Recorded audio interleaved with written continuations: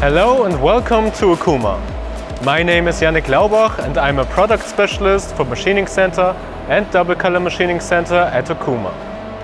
Today I'm excited to introduce a solution that brings highest performance in a small footprint, the Okuma MS-320H.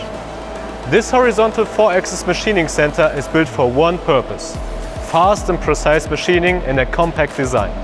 With its small footprint, the MS-320H is perfect for manufacturers who want to boost productivity without using more floor space. Ideal for modern production lines where every square meter matters. The MS-320H is a true high-performance machine.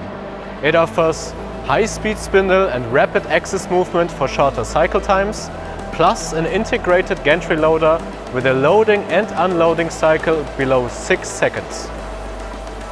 This makes it perfect for mass production of small and medium parts, like those in automotive, semiconductor and electronics industry.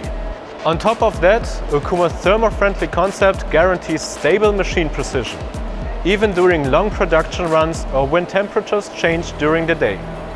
In short, the MS-320H provides speed, precision and automation all in a compact machine. It is a smart choice for manufacturers who want high performance and future-ready technology.